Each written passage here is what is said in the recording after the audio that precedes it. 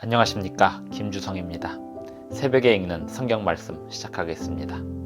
오늘 아침 읽을 말씀은 예레미야 애가 2장입니다. 제목은 주께서 진노하사. 유다가 바벨론에 멸망한 것은 바벨론이 강대국으로서 유다를 침략하였기 때문입니다. 바벨론은 유다뿐 아니라 당대의 모든 나라들을 멸망시켰습니다. 바벨론은 유다를 잔인하게 짓밟았습니다. 유다가 그토록 약해진 까닭은 그들이 하나님의 율법을 계속하여 거절하였기 때문입니다. 주께서 진노하사 유다가 멸망하였다고 하는 이유가 있습니다. 주께서 유다를 다시 구원하실 계획이 있으셨기 때문이었습니다. 새벽에 읽는 성경 말씀 제833화. 오늘은 2023년 4월 15일 토요일입니다. 예레미야 애가 2장 1절부터 22절까지 낭독합니다. 예레미야 애가 2장입니다. 슬프다. 주께서 어찌 그리 진노하사 딸 시온을 구름으로 덮으셨는가. 이스라엘의 아름다움을 하늘에서 땅에 던지셨으며 그의 진노의 날에 그의 발판을 기억하지 아니하셨도다. 주께서 야곱의 모든 거처들을 삼키시고 긍휼히 여기지 아니하셨으며 노하사 딸 유다의 견고한 성체들을 허물어 땅에 엎으시고 나라와 그 지도자들을 욕되게 하셨도다. 맹렬한 진노로 이스라엘의 모든 뿔을 자르셨으며 원수 앞에서 그의 오른손을 뒤로 거두어 들이시고 맹렬한 불이 사방으로 불사름같이 야곱을 불사르셨도다. 원수같이 그의 활을 당기고 대적처럼 그의 오른손을 들고 서서 눈에 드는 아름다운 모든 사람을 죽이셨으며 딸 시온의 장막에 그의 노를 불처럼 쏟으셨도다. 주께서 원수같이 되어 이스라엘을 삼키셨으며 그 모든 궁궐들을 삼키셨고 견고한 성들을 무너뜨리사 딸 유다의 근심과 애통을 더하셨도다. 주께서 그의 초막을 동산처럼 헐어버리시며 그의 절기를 폐하셨도다. 여호와께서 시온에서 절기와 안식일을 잊어버리게 하시며 그가 진노하사 왕과 제사장을 멸시하셨도다. 여호와께서 또 자기 제단을 버리시며 자기 성소를 미워하시며 궁전의 성벽들을 원수의 손에 넘기셨음에 그들이 여호와의 전에서 떠들기를 절기의 날과 같이 하였도다. 여호와께서 딸 시온의 성벽을 헐기로 결심하시고 줄을 띄고 무너뜨리는 일에서 손을 거두지 아니하사 성벽과 성곽으로 통곡하게 하셨음에 그들이 함께 쇠하였도다. 성문이 땅에 묻히며 빗장이 부서져 파괴되고 왕과 지도자들이 율법 없는 이방인들 가운데에 있으며 그 성의 선지자들은 여호와의 묵시를 받지 못하는도다. 딸 시온의 장로들이 땅에 앉아 잠잠하고 티끌을 머리에 덮어쓰고 굵은 배를 허리에 둘렀으며 예루살렘 처녀들은 머리를 땅에 숙였도다. 내 눈이 눈물에 상하며 내 창자가 끊어지며 내 간이 땅에 쏟아졌으니 이는 딸 내 백성이 패망하여 어린 자녀와 젖 먹는 아이들이 성읍 길거리에 기절함이로다. 그들이 성읍 길거리에서 상한 자처럼 기절하여 그의 어머니들의 품에서 혼이 떠날 때에 어머니들에게 이르기를 곡식과 포도주가 어디 있느냐 하도다. 딸 예루살렘이여 내가 무엇으로 내게 증거하며 무엇으로 내게 비유할까? 처녀 딸 시온이여 내가 무엇으로 내게 비교하여 너를 위로할까? 너의 파괴됨이 바다같이 크니 누가 너를 고쳐줄 소냐? 내 선지자들이 내게 대하여 헛되고 어리석은 묵시를 보았으므로 내 죄악을 드러내어서 내가 사로잡힌 것을 돌이키지 못하였도다. 그들이 거짓 경고와 미혹하게 할 것만 보았도다. 모든 지나가는 자들이 다 너를 향하여 박수치며 딸 예루살렘을 향하여 비웃고 머리를 흔들며 말하기를 온전한 영광이라 모든 세상 사람들이 기쁨이라 일컫던 성이 이 성이냐 하며 내 모든 원수들은 너를 향하여 그들의 입을 벌리며 비웃고 이를 갈며 말하기를 우리가 그를 삼켰도다. 우리가 바라던 날이 과연 이 날이라 우리가 얻기도 하고 보기도 하였다 하도다.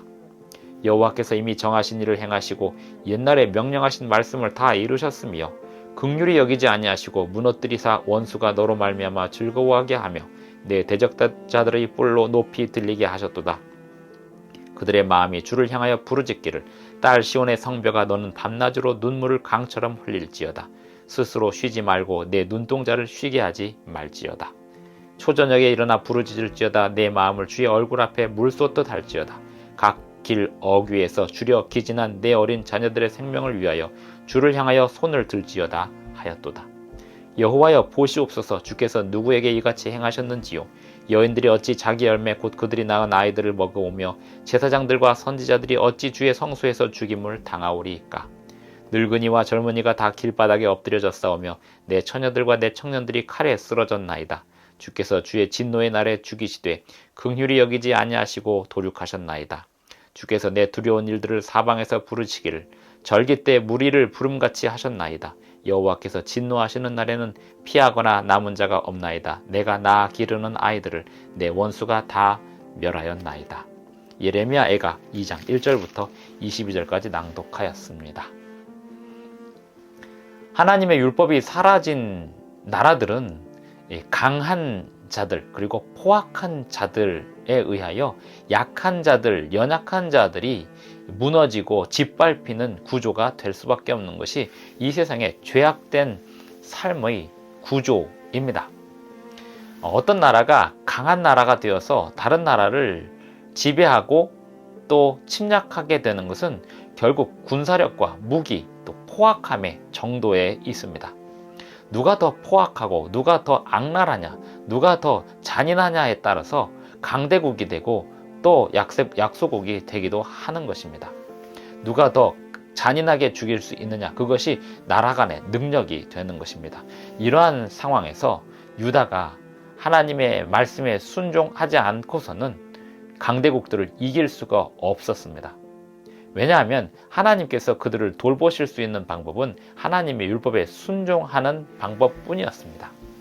하나님이 당신의 백성들이라고 해서 율법에 순종하지 않는데 마냥 돌보실 수는 없는 것입니다. 왜냐하면 하나님은 하나님의 율법을 통하여 당신의 뜻을 세상에 전하시는 분이기 때문에 그렇습니다. 그리고 하나님은 죄와 공존하실 수 없는 분이시기 때문에 그렇습니다. 죄는 율법이 어겨지는 상태가 죄입니다. 하나님의 뜻이 전달될 수 없는 상태가 죄입니다. 하나님의 뜻이 전달되려면 율법으로 길이 놓여져야 합니다. 그리고 그 길을 통하여 하나님의 뜻이 전달됩니다. 하나님 율법이 전달된다는 것은 무엇일까요? 포악한 자가 온순한 자가 되는 것입니다. 사자가 어린 양과 함께 풀을 뜯는 상황이 되는 것입니다. 무질서한 나라들이 질서 있는 나라들이 되는 것입니다. 하나님의 백성들이었던 유다가 하나님의 율법을 제대로 지키고 그들에게 주신 사명을 지켰더라면 아무리 강대국이라 할지라도 그 유다를 침략할 수 없게 되었을 것입니다. 하나님께서 그 유다를 보호하셨을 것이고 유다를 통하여 바벨론이나 아수르나 애굽이나 그때 당시 강대국들이 유다를 통하여 하나님의 율법을 전달받을 수 있었습니다.